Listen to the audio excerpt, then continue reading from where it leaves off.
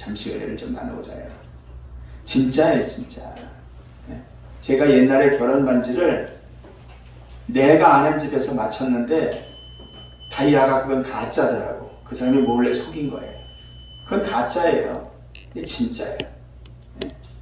부활은 진짜예요. 이거는 꽃꽂이를 우리 권영훈 권사님이 해놓으셨는데 제가 이름을 오늘 못 적어놨어요. 철쭉인데 이걸 장미라고 하면은 장미꽃이 정말 예뻐 그런 건 가짜죠. 이거는 철쭉입니다. 그게 진짜예요. 예수가 부활하셨다는 것은 살았다가 죽어났다는 게 진짜 진실이라는 거죠. 제가 우리 집사람과 결혼하고 몸이 너무나 아파가지고 아는 병원을 다니다가 그 의사 선생님이 자기 동창이래요. 한양대학교. 그래서 자기가 추천서를 하나 써줬어요. 가면 금방 될 거라고. 자주 만난다고. 병원에 도착해서 접수를 딱 하고 나니까 쪽지 한 장 주더라고요. 그래서 다른 병원처럼 기다리는 건 줄 알고 기다렸더니 웬걸 좀 있다가 집사람이랑 이렇게 보니까 5년이나 7년 후에 오라고 써있더라고요. 한두 번 말씀드렸을 거예요. 여러분 의사 하나 만나는데 서울대에서도 저 4개월, 5개월, 7개월 기다렸거든요. 그렇게 전문가라고 소문난 의학자들이 있는데도 난 지금까지 대한민국이나 미국에서 죽었던 사람을 살린 의사는 한 명도 못 봤어요. 보셨어요? 못 봤죠. 난 못 봤어. 나만 못 봤는지는 모르겠는데 병원의 의사들이 얼마나 대단한데요. 요즘은요. 의학이. 난 못 봤어요. 7년, 5년 기다려야 만날 수 있는 그런 의사도 죽은 사람 한 번도 못 살렸다니까요. 병은 깨끗이 고쳤지언정.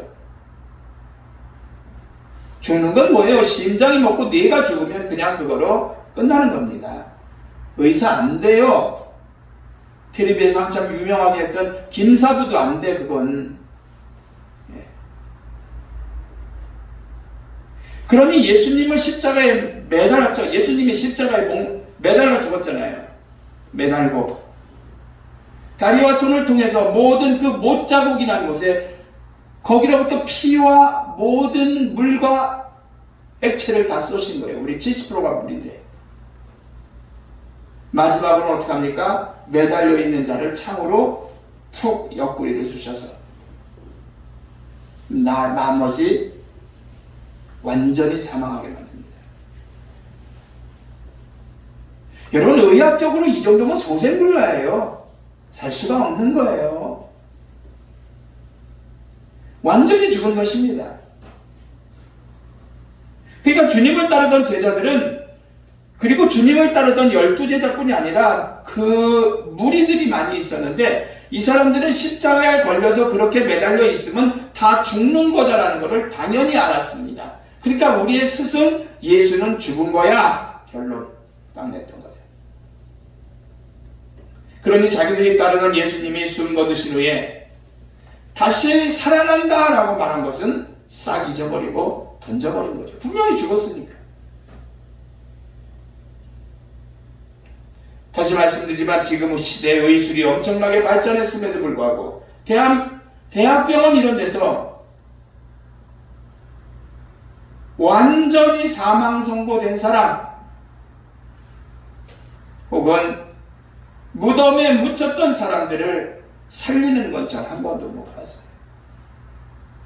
그러기에 예수님과 늘 함께하였던 몇몇 일행들도 제자들도 우리처럼 당연히 생각할 거예요. 진짜 죽었는데 어떻게 삽니까?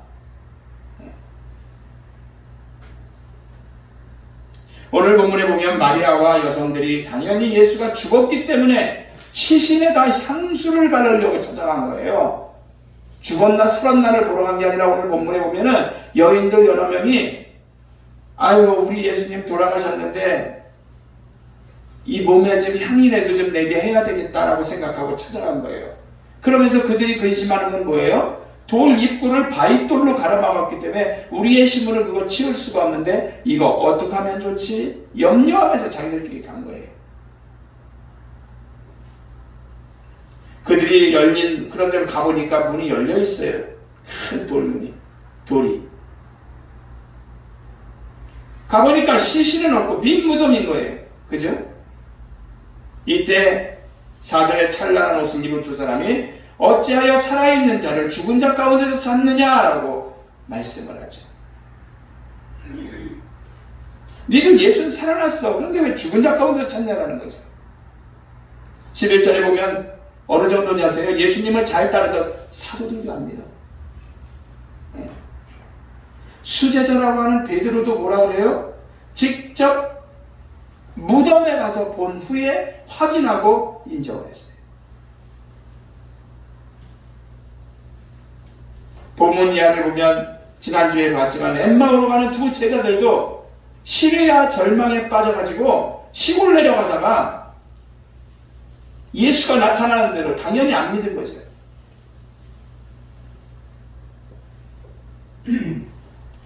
그리고 또 제자들에게 나타납니다. 그 제자들은 영으로 여겼어요. 홀령 이런 거로. 몸이 아니라.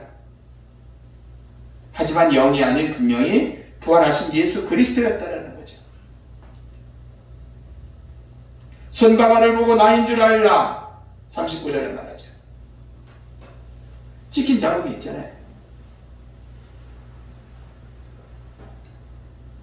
12제자 가운데 하나였던 도마는 어떠했습니까? 내가 그의 못자국에 손가락을 넣어보지 않고는 난 믿을 수 없어. 당연히 죽었으니까.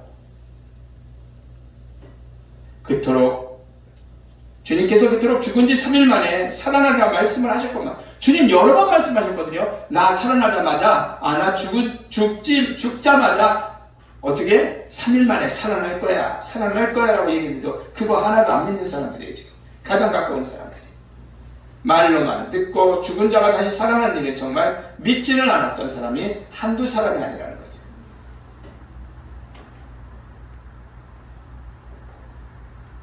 사실 성경 말씀에 은혜 받고 설교 잘 듣지만 막상 내가 죽은 자가 살아나는 일에 직면한다면 과연 믿을까라는 생각도 저도 해봐요.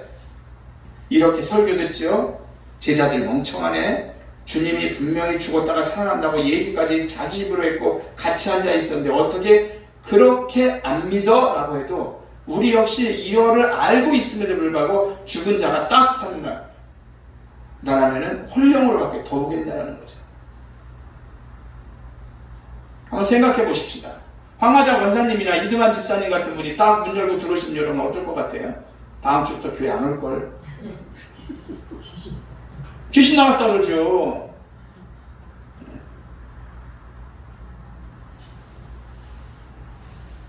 그랬던 상황인 거예요. 똑같아요.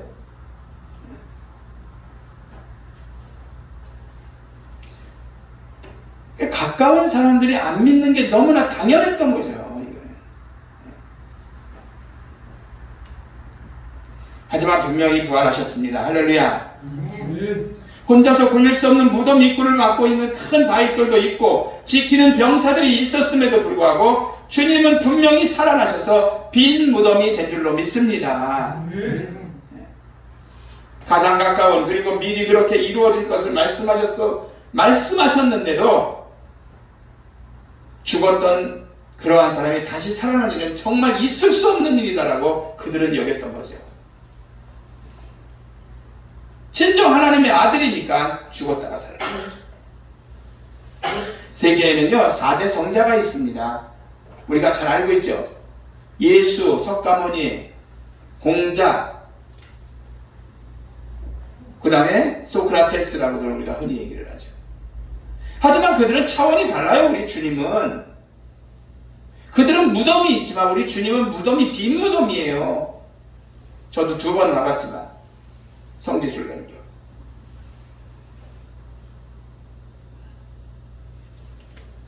주님은 인성도 가지고 계셨습니다. 사람의 모양, 사람의 심리, 사람의 뜻, 사람의 살. 신성을 가지신 하나님의 아들이셨기 때문에 죽었다가 그의 말씀대로 살아나신 거죠. 사람의 몸으로 그대로 살아나신 거예요. 예수를 믿으면 우리 역시 영생하는 줄로 믿습니다. 예수가 살은 자의 표본이 됐으니까 우리도 사는 거예요.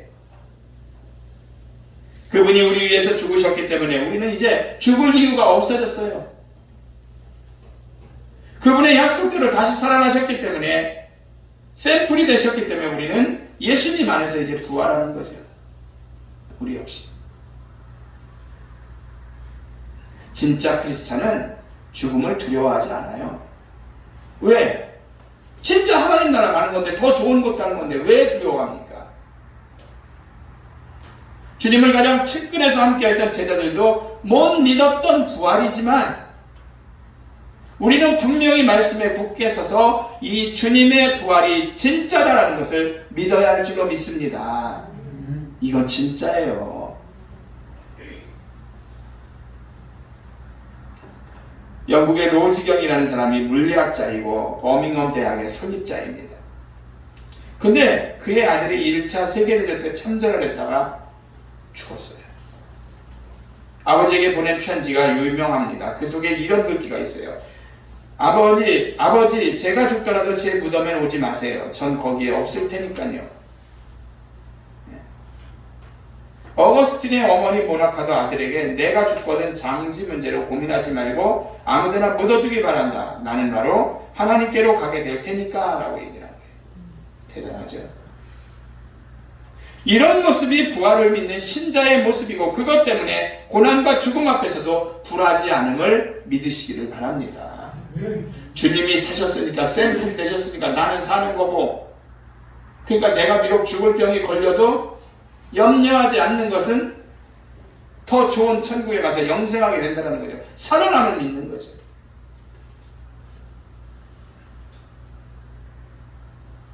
우리 신앙인들은 이러한 부활신앙을 가져야 할 줄로 믿습니다. 그래야 헛 부활신앙 갖지 않게 되는 거예요. 복음은 예수의 부활이 있기 때문에 살아나고, 부활이 없으면 주저앉는 거예요. 바울은 말합니다.